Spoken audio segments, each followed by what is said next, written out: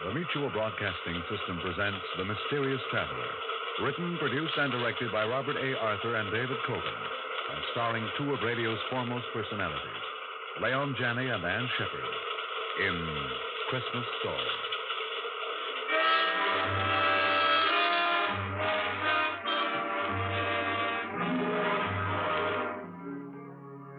This is the Mysterious Traveler inviting you to join me on another journey into the realm of the strange and the terrifying. I hope you will enjoy the trip, that it will thrill you a little and chill you a little.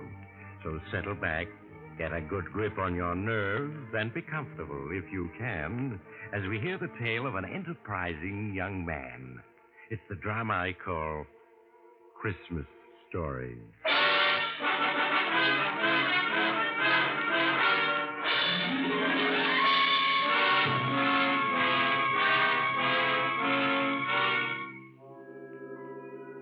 The name is Steve Farrell, and I've just gotten through playing Santa Claus. Yeah, you're looking at a guy who really played it to the hilt. It all started last month in Seattle. I was out of a job and down to my last few bucks. I was looking through the morning paper when I noticed this small ad in the personal column. Driving to New York, November 15th. Man wanted to assist in driving. Free transportation. Paul Harris, Hotel Royal. Well, I'd always wanted to see New York, and this was as good as any way of getting there, so I went up to this Hotel Royal to see this guy, Harris. Mr. Harris? Yes? My name's Farrell, Steve Farrell. I read your ad in the morning paper. Oh, yes. Won't you come in? Thank you. If you haven't already found someone to help you drive to New York, I'd like to offer my services. Well, as a matter of fact, I haven't. Can you leave for New York a day after tomorrow? Sure, anytime. Well, good. Then why not come around at 9 in the morning and we'll get off to an early start? Okay, Mr. Harris, 9 it is.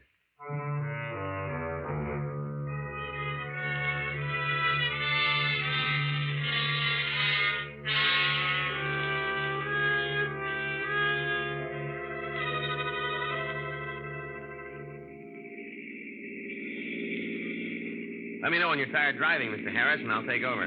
Thanks, I will. Why not call me Paul, huh? Okay. Steve is my first name. Lewiston, 30 miles. Lewiston, that's Idaho, isn't it?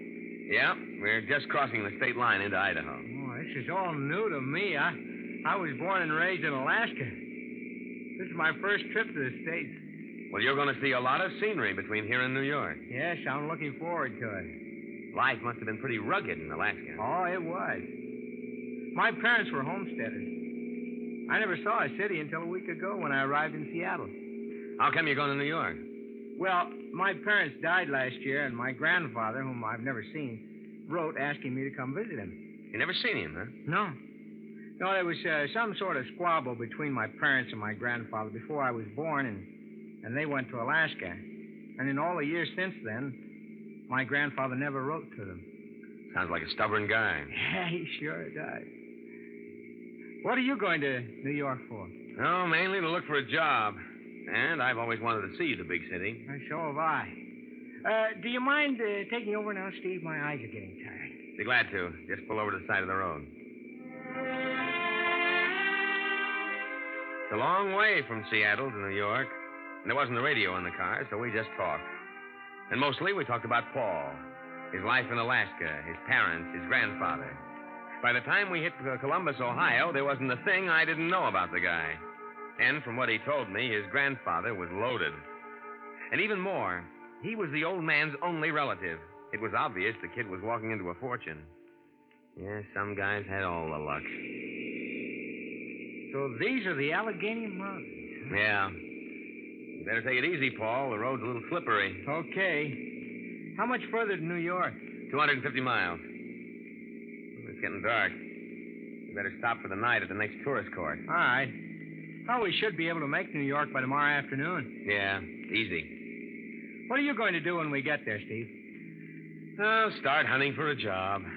Look, Steve, why don't you come to my grandfather's house with me? I'm sure he won't mind putting you up for a few nights. Oh, thanks, kid, but don't worry about me. I'll be all right. Steve, I don't want to lose track of you. I thought we were friends. Sure we are. As soon as I get located, I'll let you know where I am. You know, I thought this being your first visit to New York and mine, we might see the town together. You know, the Statue of Liberty, the Statue Empire. of Liberty. Yeah, sure. Yeah, while we're the same age, I'm afraid I haven't been around very much. I guess it's like you said, I'm strictly from the woods. Just 1 year in New York and you'll be hep to everything. Your eyes bothering you? Yeah, a little. You better let me take over when you get to the bottom of this mountain. Okay. You know, you ought to see an eye doctor. Your eyes seem to get tired awful quick. Well, the truth of the matter Hey, is... look out, kid. We're starting to skid. No, don't jam on the brakes. That only makes it worse. Now, reverse your wheel. I have. Steve, we're skidding off the road toward the mountain. Give me that wheel and do as I say. We're out of control. We're going over.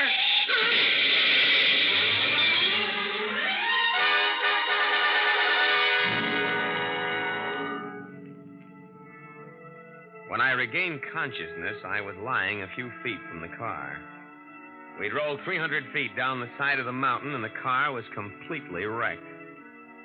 I crawled to my feet and felt for broken bones. Other than a bad gash on my head and a mass of bruises, I was okay. I limped the few feet to the overturned car and looked in. Paul was still behind the wheel. Even before I reached for his pulse, I had a feeling he was dead. Paul's luck had run out. He'd never see all that dough that was waiting for him in New York. Yeah, it was then that it came to me.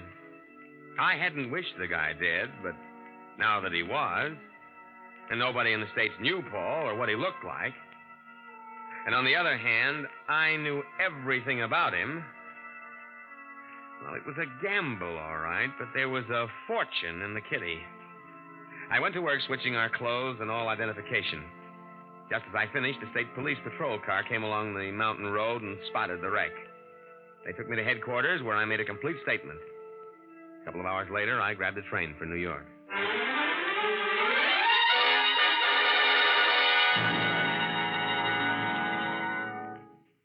Paul, I'm George Marlowe, your grandfather's attorney. How do you do, Mr. Marlowe?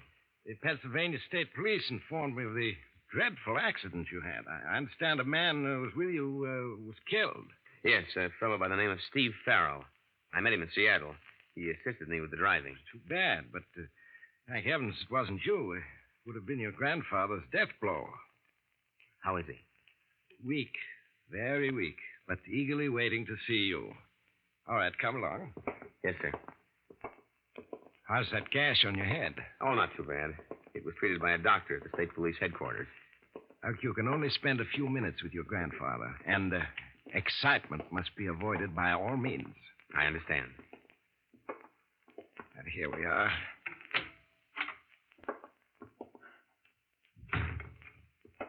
How is he, Joan?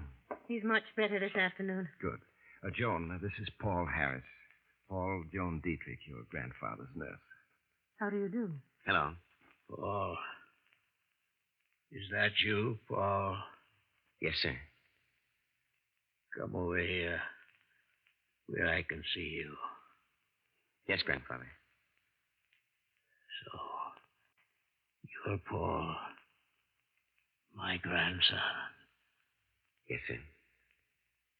Sit down by my bed and let me look at you. All right, grandfather. You don't look like your mother. Must take after your father's side of the family. Yes, I do. That bandage. What happened, Paul? Well, I was in an accident, but it's nothing, just a scratch. You're sure? Yes, of course. I suppose you're wondering why I sent for you after all these years. Cutting off your mother, father. Does it matter now? The main thing is, I'm here. You know, lying here for months, I've had a great deal of time to think things over. I was wrong, Paul. Your mother, she had a perfect right to marry anyone she wished. It was only my stubbornness that prevented the reconciliation. We all make mistakes. Yes, but 30 years of not seeing my own flesh and blood. It's been lonely, Paul. So lonely. And all my fault. But you're not alone anymore. I'm here. Yes, Paul, yes. What little time I have left, we must spend together. I think that's enough for now, Mr. Marshall. Paul can come and see you later, after your nap. Just a few more minutes, John. After your nap. Oh, she's a wonderful girl, Paul. But a tyrant. Come see me as soon as I'm awake. All right, Grandfather. Now, let me fix your pillows for you. Just your being here seems to have helped him, Paul. What do the doctors say, Mr. Marlowe? Week, month, several months at the outside. That bad, huh? Yes. Well, you must be tired after your trip. I had your suitcase taken to your room. Do you have any other luggage on the way? There's a small trunk coming, but it won't be here for weeks. If you need any money, just let me know. Your grandfather's placed a considerable sum at your disposal. Thanks. But I still have 2,000 left of the 5,000 he sent me. Very well, Paul. Remember, if there's anything at all you want, just let me know. Yeah, I was in. There was no question that I'd passed as Paul Harris. And why not? I had all the answers, and I was playing it careful. I walked through room after room of that Fifth Avenue mansion, knowing that within a matter of months it would be mine. In the weeks that followed, not a day passed, and I didn't spend a few hours with the old man. He liked me, I could see that. And the funny thing is, I liked him, too. During our little chats, there were times I felt I was his grandson. And sitting in at these little sessions, not saying much, just watching with those gray eyes of hers was Joan Dietrich. She was one lovely dish. And I could feel things building between us. Whenever she got an evening off, we went out together.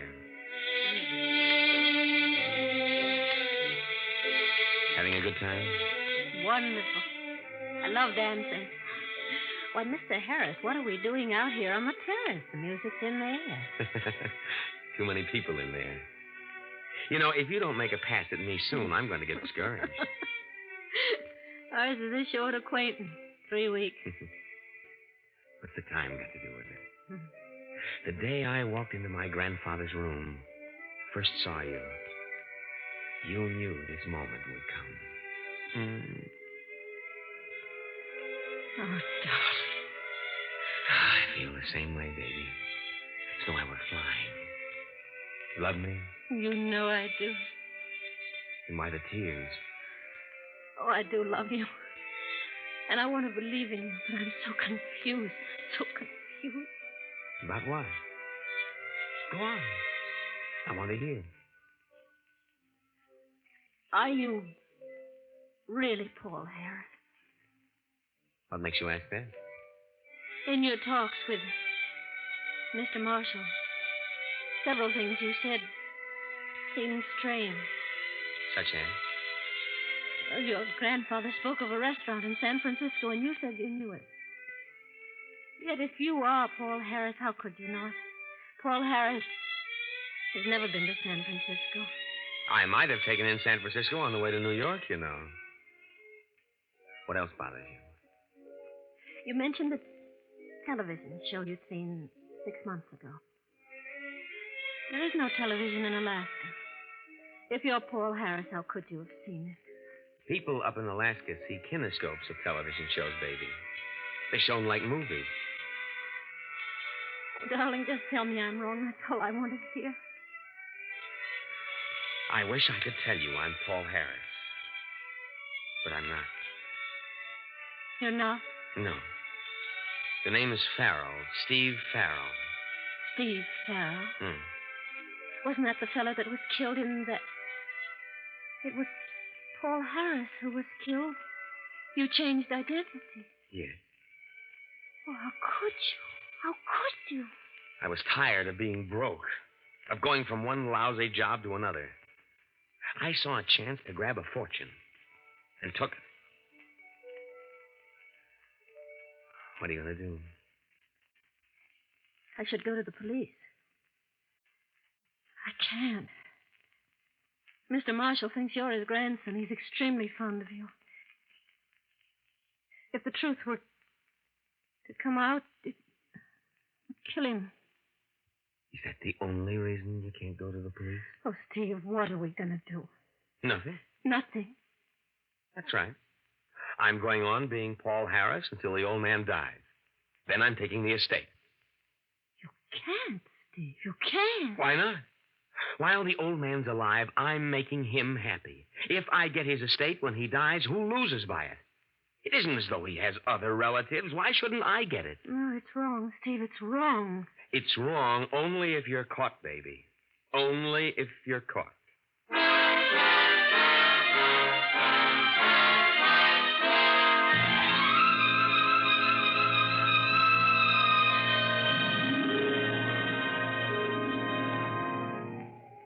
Hello, baby. What you doing up here on the roof?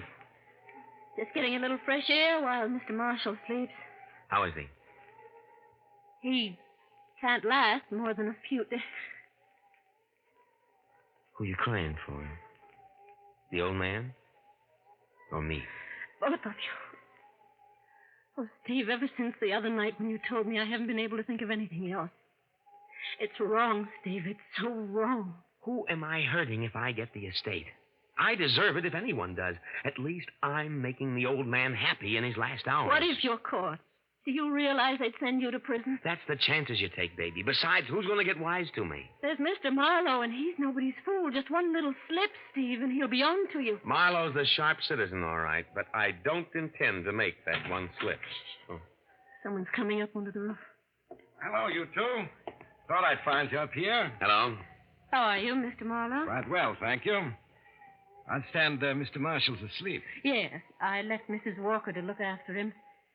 He should be waking up soon. Maybe we better go down. My grandfather asked... Oh! What's the matter? Something in your eye, Paul? Yes, it's a cinder. Oh, left eye, huh? Yes. Well, stop rubbing it. Put your handkerchief over it. Yeah. That's it. Stings like the devil. Go on over and sit on the chair. And I'll try to take it out for you. You want me to assist you to the chair? No, I can still walk.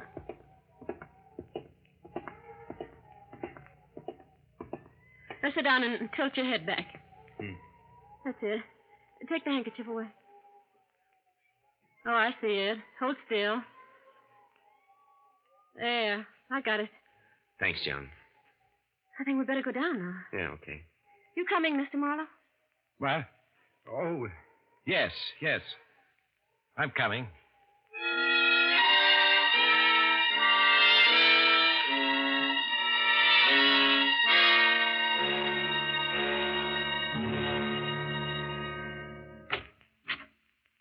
Mrs. Walker said that Mr. Marshall was asleep and she looked in on him a few minutes ago. Seems he's still sleeping. Perhaps we'd better leave and wait until he wakens. No. I'm going to wake him. It's time for his medicine. Mr. Marshall? Mr. Marshall?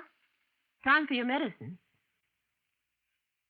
Mr. Marshall? What is it, Joan? There's no pulse. Are you sure? Yes. He's dead. Well, at least the end came peacefully. He died in his sleep. Joan took the old man's death hard, and I felt pretty upset myself, even with all that dough waiting. As for Marlowe, he was his usual efficient self, looking after all the details of the funeral. Maybe it was the tension I was under, but Marlowe seemed changed to me. He wasn't quite so friendly. And sometimes I turned to find him watching me, giving me the cold eye. I couldn't be sure whether it was my imagination or not. After we got back from the funeral, I was in my room when there was a knock on the door. Come in. Oh, hello, Joan. Come in. Mr. Marlowe's downstairs in the library. Wants to see you. Close the door. Anything wrong? Plenty. Whose trunk is that you're going through? Paul's. It arrived this morning while we were at the funeral. Steve, what's wrong? I've just been going through some of Paul's personal papers. I knew, of course, that he was 4F in the draft, but I never knew why. What are you trying to tell me? Paul was 4F in the draft because he was blind in the right eye. Blind in the right eye? Yes. That's why I've been getting the cold shoulder from Marlowe these past 3 days, ever since the afternoon we were on the roof. I don't understand. Somehow Marlowe knew that Paul was blind in the right eye, and when I got that cinder in my left eye, I covered it with my handkerchief. You told me to walk across the roof to the chair, sit down. Oh, yes, I remember. At that point, Marlowe offered to lead me to the chair. Knowing you were blind in the right eye and had your left eye covered with a handkerchief. Yes. When I walked over to the chair without hesitation, that must have started him thinking. Oh, Steve. Now, don't get panicky, baby. Marlowe can't be sure he's right. At the moment, he's just suspicious. But if he really investigates, I've got to kill the suspicion in his mind. Stop him from doing any checking. But how? I don't know yet. Now, come on, he's waiting for us in the library.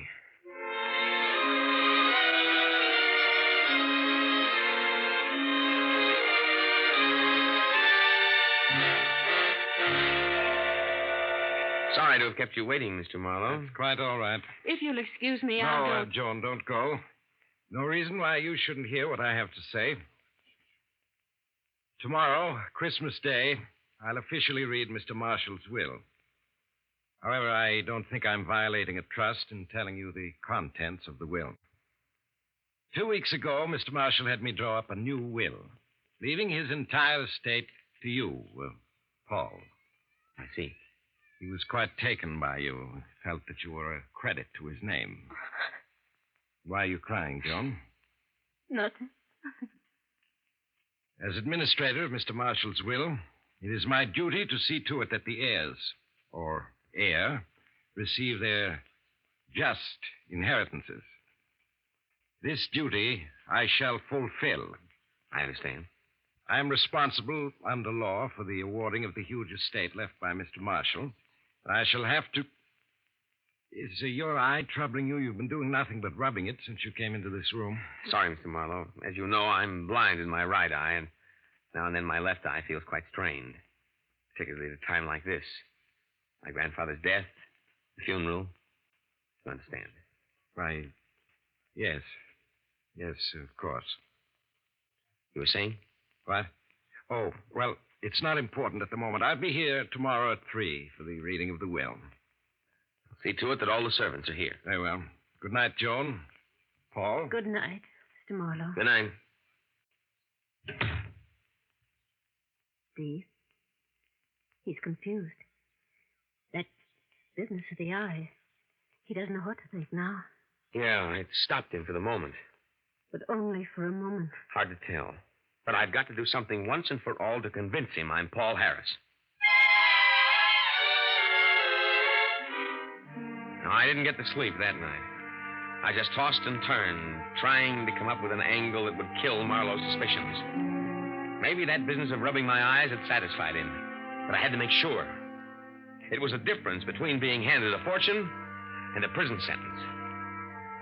This afternoon at 3 o'clock, the servants, Joan, Marlowe, and myself gathered in the library. The whole thing was over in an hour. The servants all congratulated me and left the library, leaving only the 3 of us there. I should like to offer a toast to Mr. Marshall's memory, if you'll permit me. Of course. This was his favorite sherry. Joan? Thank you. Paul? Thanks. Here's to Peter Marshall, a man who lived honorably, died honorably. May his heir be worthy of him. As the 3 of us raised our glasses to our lips and drank, I could see Marlowe watching me over the brim of his glass with those cold blue eyes of his. We set down our glasses, and I turned to give Joan a cigarette. Out of the corner of my eye, I saw Marlowe pick up one of the 3 wine glasses. Suddenly, I realized it was my glass he'd picked up. He held it casually, almost as if he didn't know he was holding it.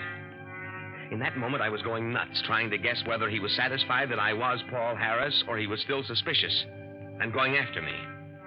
My fingerprints were on that glass, and the Army had a copy of those prints in Washington. This was it. Either I play mice and go for the fortune or throw in my hand. Suddenly, I felt Joan's hand in mine. Say, Mr. Marlowe. Yes? You say this will, leaving me my grandfather's estate, is a new one. Yes, I drew it up only 2 weeks ago. What was the old will like? Well, under the old will, your grandfather's estate went to charity. I thought as much. Mr. Marlowe, Joan and I have been talking things over. I don't want the estate. I want it all to go to charity, as originally intended. Gee, me, I seem to have dropped my glass. You realize, of course, what you would be giving up. I never really had it, Mr. Marlowe, so I hardly think I'll miss it.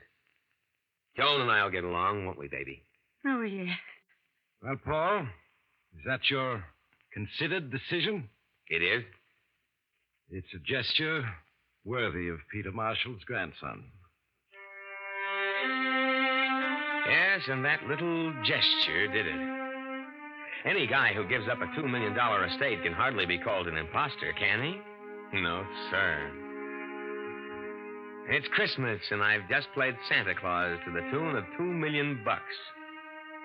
The thing I keep wondering about is what would have happened if I hadn't given up the estate? Would Marlowe have gone after me? Or was he satisfied that I was Paul Harris? Yes, sir. That little puzzle is going to give me plenty of thought for a long time to come.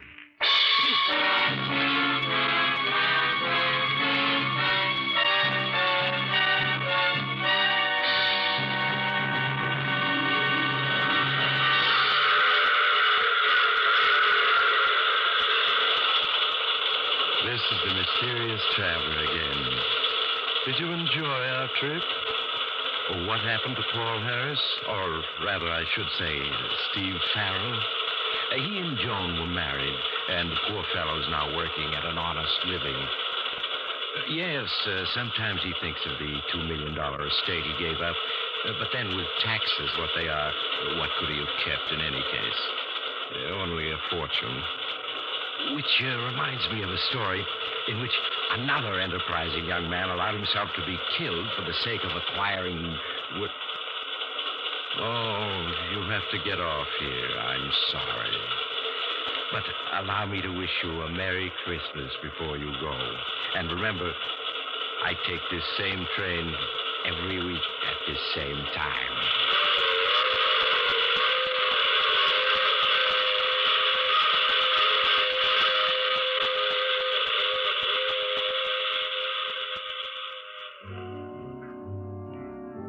You have just heard The Mysterious Traveler.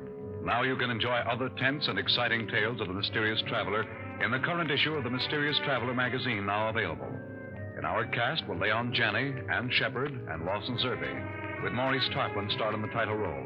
Music under the direction of Emerson Buckley, composed by Richard DuPage. The Mysterious Traveler is written, produced, and directed by Robert A. Arthur and David Cogan. On this Christmas night, 1951, we send special greetings to Mutual's affiliate in San Antonio, Texas, radio station KMAC. Today, KMAC celebrates its 25th anniversary. Best wishes, KMAC, and congratulations. Phil Tonkin speaking. This program came to you from New York.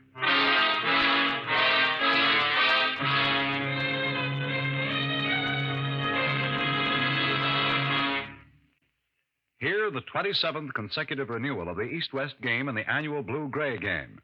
It's another Mutual listening must. Not just one, but two of the season's biggest intersectional gridiron clashes will be aired for the sports-minded American listening public on the afternoon of Saturday, December 29th. The greatest names of the 1951 collegiate grid season are on the rosters of the competing squads. Remember, the action starts Saturday over most of these same stations. This is the Mutual Broadcasting System.